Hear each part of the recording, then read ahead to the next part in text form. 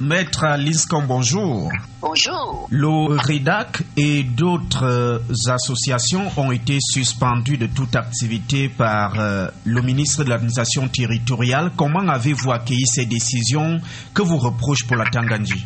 Eh bien, pour la Tangandji, nous reproche des choses absolument démentes, extravagantes. Par exemple, le fait que nous ayons perçu 16 milliards de francs qui peuvent menacer l'économie du pays et alimenter le terrorisme. Rien que ça. Le problème, c'est que c'est tellement gros, c'est un comportement tellement effrayant. Nous avons peur que cela n'entache la crédibilité du régime. Un ministre ne ment pas de cette façon-là.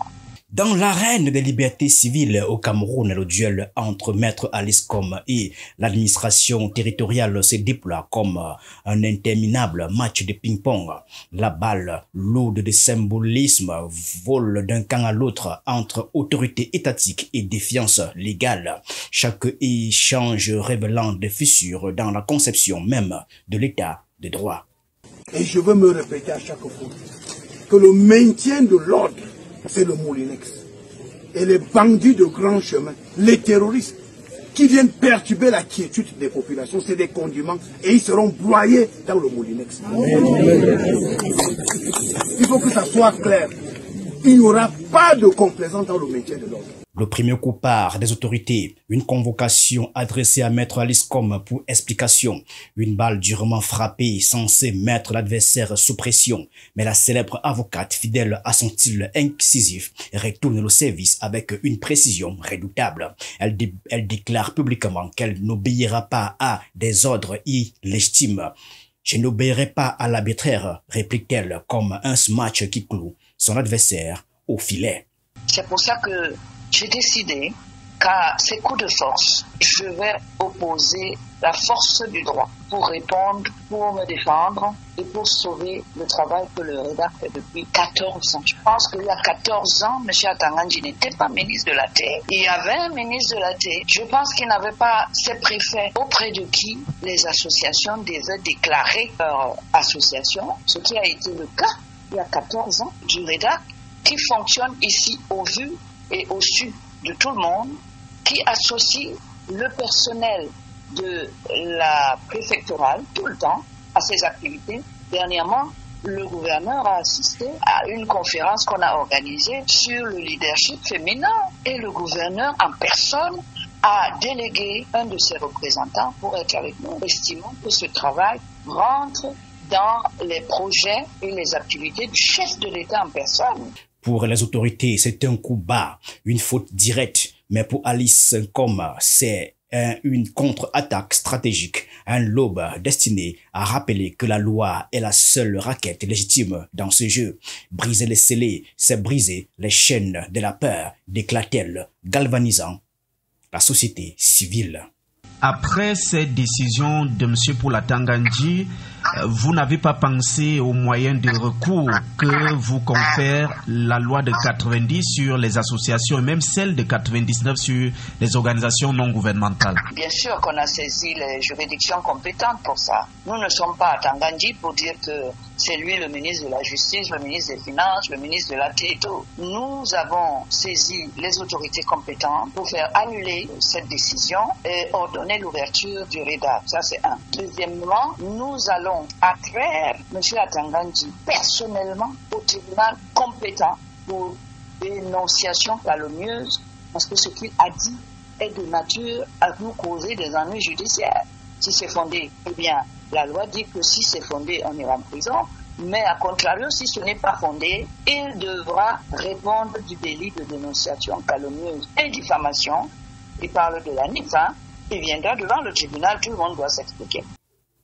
Alors que l'arbitre, en l'occurrence le préfet du Vori, renvoie la balle avec une seconde convocation, Maître Linscombe demande un report. C'est un cri à l'esquive, mais elle maintient sa posture. Ce report n'est pas une fuite, c'est un temps pour préparer la défense et rétablir les règles du jeu. Le coup est habile, transformant une attaque en opportunité pour réorganiser sa stratégie. Quand on me parle de défiance de l'autorité de l'État, on fait appel à la susceptibilité individuelle de ce qui représente l'État. Moi, je fais partie de l'État, faut pas l'oublier. Mais je rappelle par ce geste aux gens qui sont là pour servir les citoyens qu'ils doivent faire ce travail. M. Atangandji doit savoir que sa position dans la hiérarchie ici, c'est qu'il est le serviteur des citoyens que nous sommes. Parce que nous avons, nous, un contrat de mandat avec le président qu'il a nommé pour l'aider à faire ce qu'il a promis aux citoyens et aux Camerounais. C'est-à-dire œuvrer pour leur liberté, pour leurs droits fondamentaux et pour le développement du pays. Le match prend une tournure dramatique lorsque l'émission Interview exclusive sur Canal 2 est annulée à la dernière minute sous pression des autorités, dit-on. Un coup interdit, diront certains, visant à contrôler le narratif. Mais loin de s'effondrer sous cette censure, Maître Aliscom retourne la balle avec finesse. On muselle les voix, mais pas la vérité. Un coup magistral qui retourne la pression contre le camp adverse. Vous savez, il y a des lois dans la République. Vous ne pouvez pas condamner quelqu'un avant de l'avoir jugé. C'est ce qu'ils ont fait. Quand je suis arrivé aux REDAP le lundi matin, j'ai trouvé M. le sous-préfet accompagné des policiers.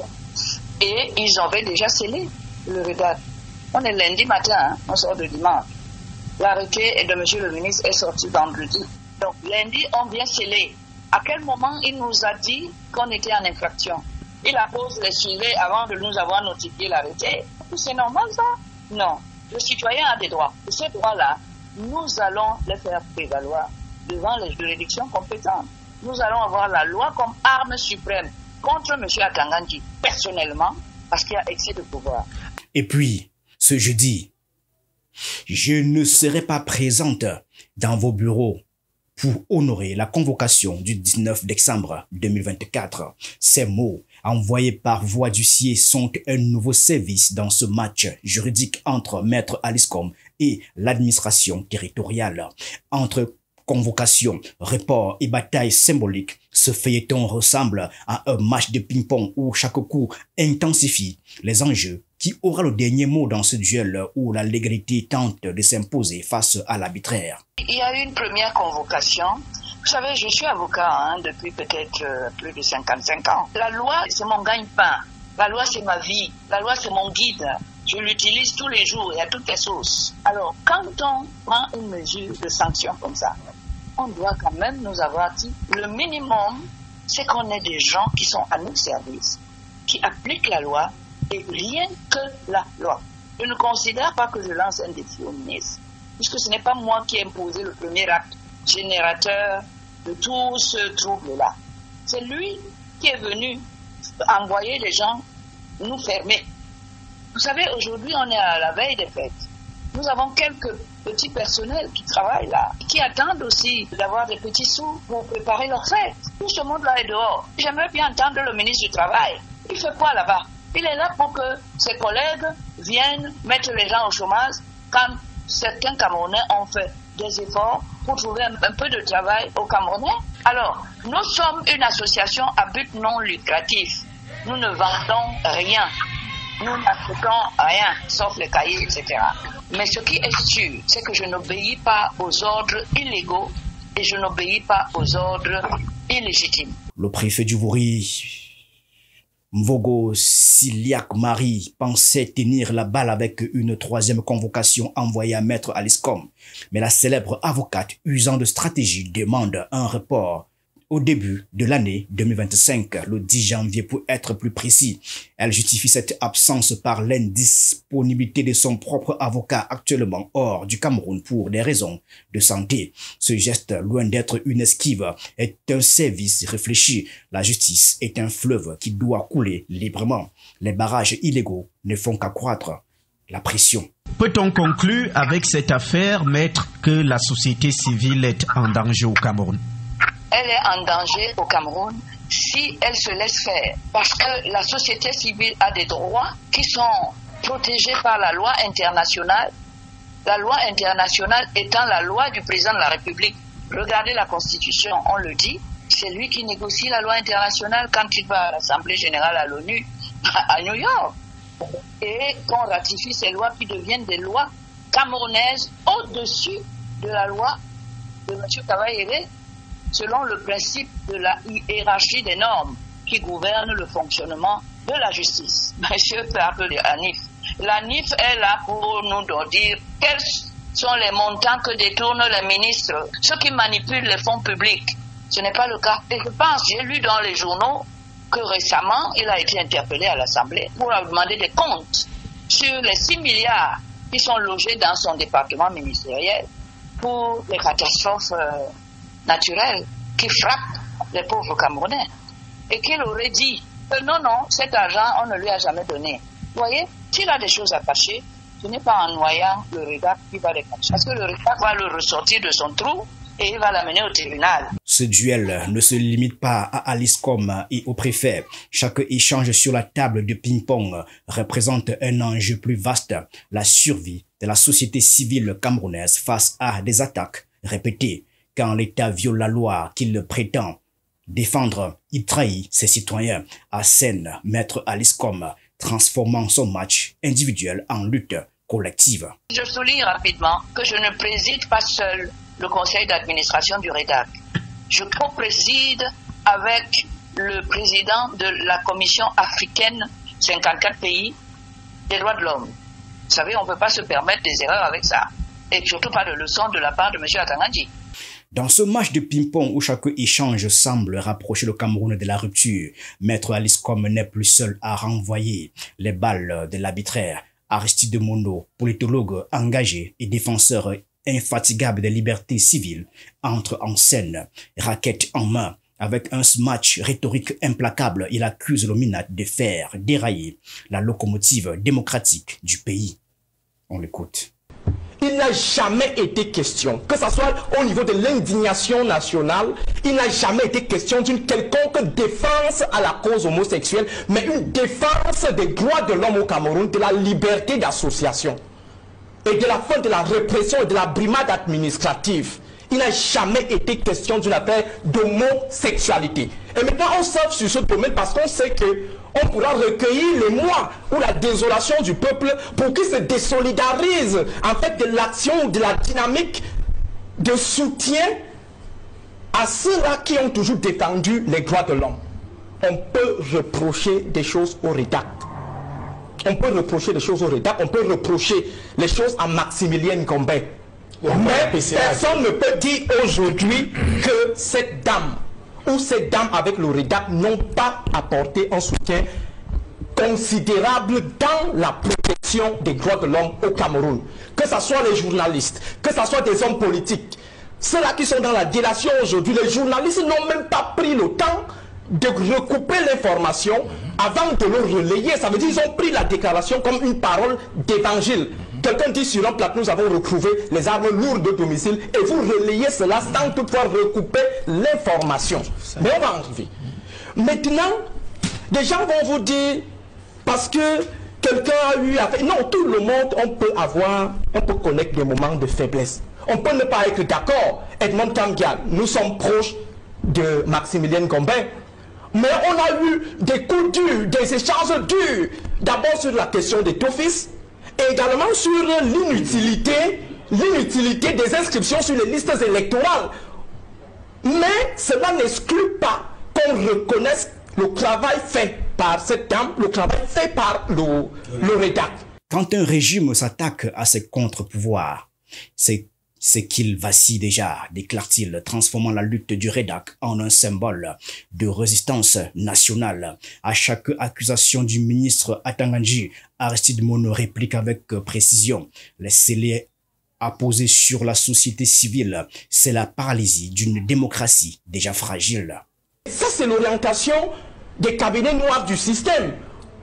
Et puis des intellectuels, des universitaires vont aller raccommoder, rafistoler des vieilles théories de relations internationales et dire que non, en fait, les ONG ont toujours opéré. Non. Mon maître en sciences politiques, le professeur Moulou Yacouba, m'a toujours dit ce sont les faits empiriques qui tirent la théorie. Ce n'est pas la théorie qui tire les faits empiriques. Le fait empirique, pour toutes ces analyses, pour tous ces analystes, c'est de savoir est-ce qu'il y a eu effectivement, est-ce qu'il y a une affaire de 16 milliards. Est-ce qu'il y a financement occulte?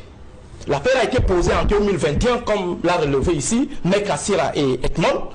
Depuis 2021, l'État est resté tranquille. où il attendait d'abord que le REDAC aille dealer avec l'État islamique, ou alors avec Al-Qaïda ou Boko Haram avant d'agir. Et lorsqu'on dit 16 milliards, on ne vous dit pas si c'est réparti entre les 5 associations, on donne l'impression que c'est uniquement pour le REDAC. Et on frappe, on vous dit, voilà, le REDAC a eu à prendre 16 milliards, mais donnez le document aux journalistes. Remettez le document aux journalistes pour qu'ils puissent faire le recoupement. Et pour ce qui est de la NIF, lorsqu'il y aurait même un blanchiment d'argent, un financement occulte, financement du terrorisme, les rapports de la NIF ne sont pas adressés au MINAC. Et parmi les structures nommément citées pour travailler avec la NIF, on n'a jamais cité le ministère de l'administration territoriale. Et lorsque la NIF découvre une affaire importante, ça veut dire au terme de son enquête, la NIF envoie son rapport au procureur général auprès de la cour d'appel compétente. C'est le procureur général. Ça veut dire que si Maximilien Gombe et Alice comme avec leur REDAC avait eu des financements occultes constatés par le REDAC, par la NIF allait saisir le procureur général compétent ici à Douala qui allait maintenant engager immédiatement une procédure judiciaire. Pour lui, le REDAC n'est pas une simple organisation, c'est la table qui soutient le jeu. Et si cette table tombe, ce ne sont pas seulement Maître Aliscom et ses alliés qui perdront le match, mais tout un peuple. Une chose est claire, avec Aristide Mono dans son camp, le REDAC gagne. Un coéquipier de taille prêt à maintenir la balle en mouvement jusqu'à la victoire. Les projections au Cameroun, ce sont des élections 2025, 2026 et probablement un gré à gré qui serait en train de se maturer, en maturation. Alors, ces moments, ces 3 moments, ces 2 moments avec un moment possible, nécessitent pour les fondamentalistes, ça veut dire des extrémistes de l'ordre dominant, parce qu'il faut rappeler que quand on parle souvent du régime de Yaoundé, il y a ces extrémistes qui sont souvent là et disent oui, vraiment c'est bien quand on parle de tout le monde à la fois, il faut commencer à les étiqueter. Alors, il est question d'anticiper sur un bon nombre de situations. J'avais déjà relevé cela lorsque Equinox avait été, lorsque le droit de réponse avait été suspendu. J'avais déjà relevé cela. J'avais dit il y a une dynamique en cours pour neutraliser ou du moins obtenir la reddition de ceux-là qui pourront faire le moment venu toute la lumière sur un bon nombre de frasques que certains projettent 2025-2026 et probablement la situation de gré à gré. De sorte que lorsqu'ils vont broyer les opposants en 2025, qu'il n'y ait aucun média, qu'il n'y ait aucun leader d'opinion capable de parler parce qu'on les aurait déjà intimidés. Et c'est dans ce cadre qu'il faut toujours situer ma situation sécuritaire. Ça veut dire qu'on procède à des intimidations, à des oppressions exemplaires pour que ça serve de leçon aux autres et ils rentrent maintenant dans la reddition. Alors, on est en train de préparer ces échéances. 2026, ça pourrait encore être difficile pour ces jeunes loups de l'opposition qui auront à faire face aux barons du renouveau dans les 360 communes. Ils vont les étouffer là-bas. Maintenant, si on n'a pas des haut-parleurs, c'est là où j'appelle certains à beaucoup plus de raisons. On ne fait pas la politique avec les émotions.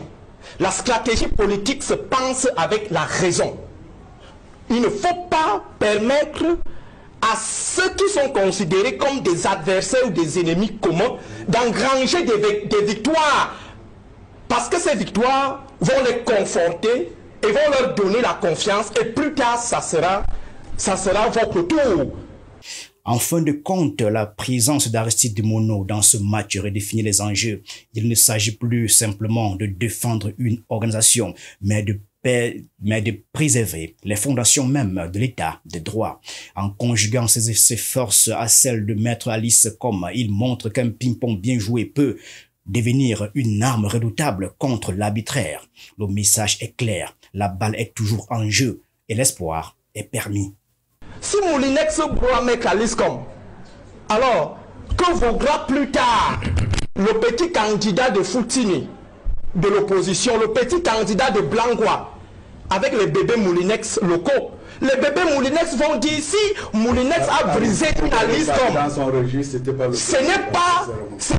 ce Si on a pu briser Aliscom, ce n'est pas un petit gars de l'opposition qui va être candidat dans la commune de Koupara qui va finalement être à l'abri du Moulinex. Donc j'aimerais faire savoir aux uns et aux autres que quand on le fait, les gens m'ont vu dans le soutien et tout, ils pensent peut-être que c'est... Non, ça n'a rien à voir, c'est une lecture purement objective et on se dit si on défend tous... Purement objectif. Dans ce match interminable, le vainqueur est encore incertain. Mais une chose est claire, Maître Aliscom joue pour l'histoire, pour la justice et pour tous ceux-là qui croient encore en un état de droit. Je n'obéis pas aux ordres illégaux et illégitimes, répète-t-elle. Comme dans tout bon match de ping-pong, la tension monte à chaque échange. Ce feuilleton qui oppose une avocate à l'appareil étatique nous rappelle que parfois, il ne suffit pas de renvoyer la balle.